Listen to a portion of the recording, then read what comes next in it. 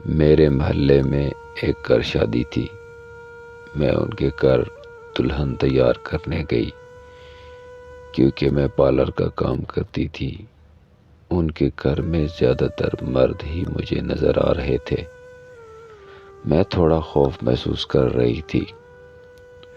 میں جب جھک کر دلہن تیار کرتی تو ایک لڑکا بار بار میرے پیچھے سے گزرتا اور بہانے سے ہاتھ لگا کر بھاگ جاتا۔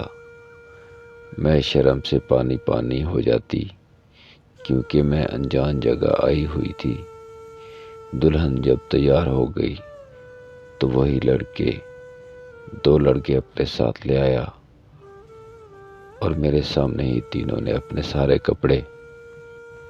مجھے پارلر کا کام کرتے ہوئے تقریباً 2 سال ہونے والے ہیں۔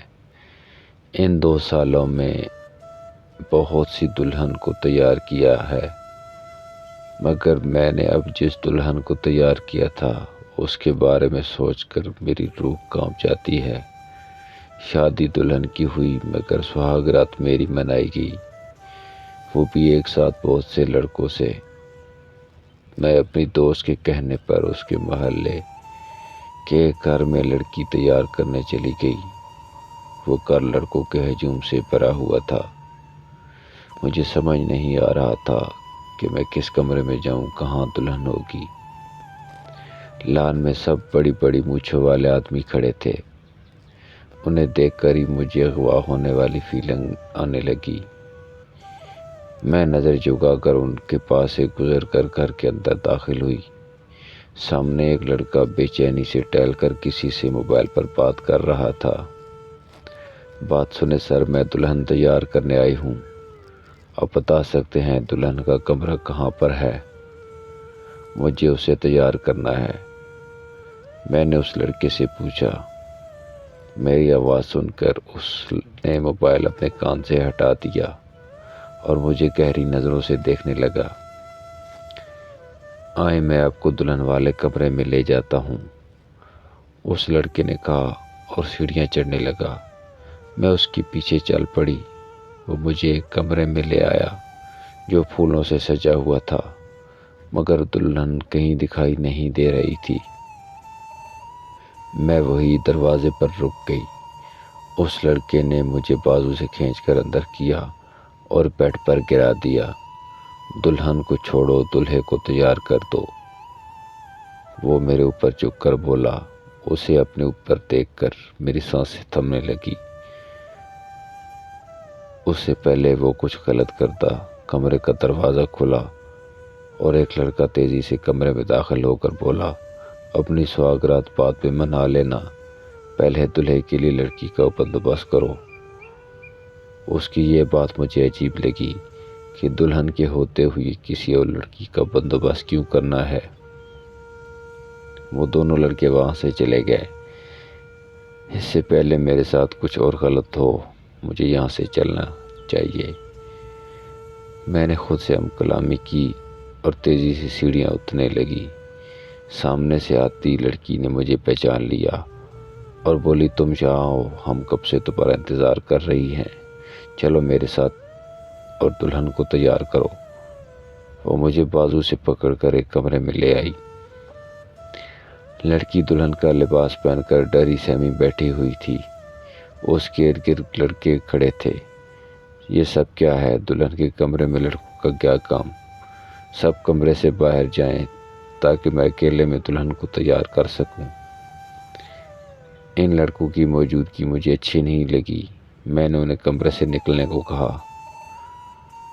تم سیدھی طرح دلہن تیار کرو، یا کون کھڑا ہے کون نہیں اس پر دھیان مت دو، ایک لڑکے نے اکھڑے انداز میں کہا۔ میں دلہن تیار کرنے لگی۔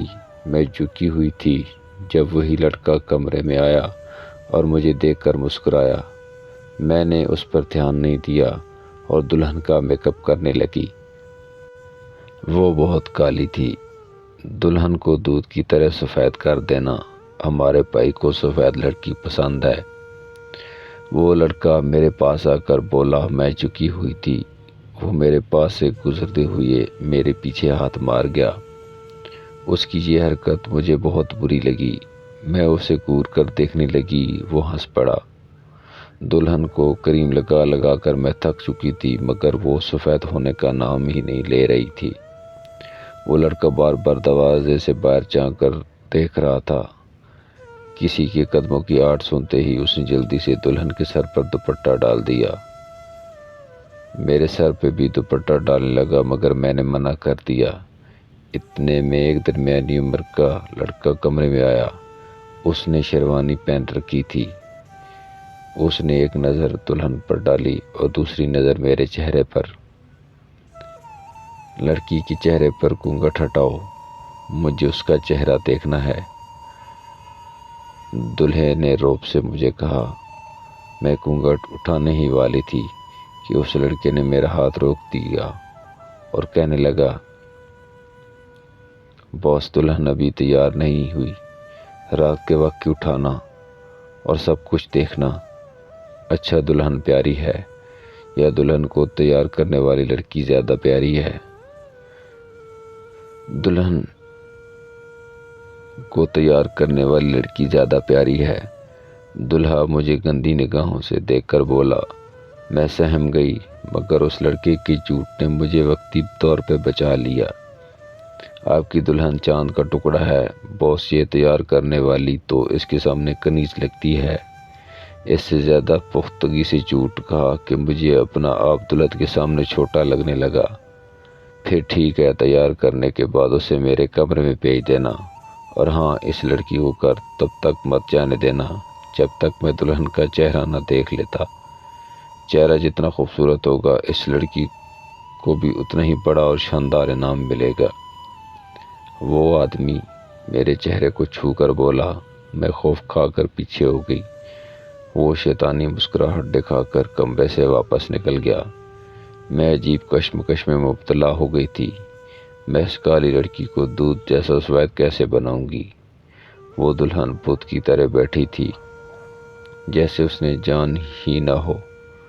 دیکھو لڑکے، مجھ سے جتنا ہو سکا میں نے دلہن کو خوبصورت بنا دیا ہے، اس سے زیادہ میں کچھ نہیں کر سکتی۔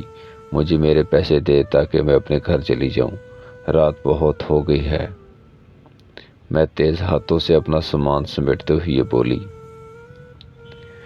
باس کا حکم ہے، تم ان کی اجازت کے بنا کہیں نہیں جا سکتی ہو۔ اس کمرے میں رک کر دعا کرو کہ باس کو دلہن پسند آ جائے اور وہ اس کے ساتھ سہاگ رات منا کر مطمئن ہو جائیں، ورنہ تمہارے ساتھ سہاگ رات منانے میں انہیں کوئی شرم محسوس نہیں ہوگی۔ اس لڑکے نے مجھے حقیقت سے آگاہ کرتے کہا۔ سچ سن کر میرے قدم لڑکھڑا گئے۔ نہیں، تم لوگ میرے ساتھ ایسا کچھ نہیں کرو گے، میں خوفزدہ انداز میں بولی۔ ہم کچھ نہیں کریں گے، جو کرے گا باس کرے گا۔ اس لڑکے نے دلہن کو ہاتھ سے پکڑا اور کمرے سے باہر نکل گیا۔ باقی لڑکے اس سے پہلے گئے تھے۔ وہ لڑکا کمرے سے باہر نکلا اور جاتے ہی ایک چھوٹی بوتل کمرے میں پھینک گیا۔ میں نے اس بوتل کو اٹھا لیا۔ وہ کوئی سپرے کی بوتل تھی۔ میں نے اس پر کوئی خاص دھیان نہیں دیا اور اپنے بیگ میں رکھ دی۔ دروازہ بھی کھلا تھا، مگر باہر لڑکے کھڑے مجھ پر نظر رکھے ہوئے تھے۔ میں وہاں سے زندہ سلامت نکلنے کی دعائیں مانگنے لگی۔ کچھ دیر بعد وہ لڑکا 2 اور لڑکوں کے ساتھ کمرے میں آیا اور مجھے کہنے لگا، تمہاری قسمت خراب تھی جو تم یہاں چلی آئی۔ اب چلو، باس تمہیں بلا رہے ہیں۔ کیا مطلب؟ تمہارا میں کسی آدمی کے پاس نہیں جاؤں گی، مجھے یہاں دلہن کا میک اپ کرنے کے لیے بلایا گیا تھا، جو میں نے کر دیا۔ میں نے دوبارہ اسے یہاں آنے کی وجہ بتائی تو وہ ہنس پڑا اور بولا، تم بہت بے وقوف ہو، یہ کسی کا گھر نہیں بلکہ اڈا ہے۔ باس ہر دن نئی لڑکی کو دلہن بنا کر اس کے ساتھ سہاگ رات مناتا ہے۔ آج جو لڑکی اس کا شکار تھی وہ ایک پالل واری کے ساتھ بھاگ گئی اور ہم نے جلدی سے اس کالی لڑکی کا بندوبست کیا۔ تم میک اپ کرنے میں ماہر ہو، اس لیے تمہیں یہاں بلایا گیا کہ تم اسے اتنا خوبصورت بنا دو کہ باس کو اس کا کالا چہرہ سہاگ رات کے پہلے نظر نہ آئے، مگر تم ناکام رہی۔ باس نے اب تمہیں اس کام کے لیے چنا ہے۔ خوشی سے جاؤ گی تب بھی کام ہوگا، اور انکار کرو گی تب بھی کام ہوگا، لیکن اگر سپرے کا استعمال کرو گی تو فائدے میں رہو گی۔ اس نے مجھے باتوں میں سپرے کے حوالے سے بتا دیا۔ میں اس کی بات سمجھ گئی، مگر سپرے کا استعمال کرنا کس چیز کے لیے تھا، میں یہاں سمجھ نہیں آ رہی تھی۔ وہ لڑکے مجھے زبردستی اس آدمی کے کمرے میں لے آئے۔ وہ لڑکا پورے نشے میں تھا اور وہ لڑکی بنا لباس کے کونے میں بیٹھی رو رہی تھی۔ وہ آدمی مجھ پر بھوکے شیر کی طرح ٹوٹ پڑا۔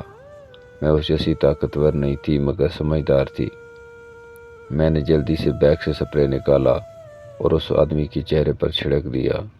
وہ بے ہوش ہو کر زمین پر گر گیا۔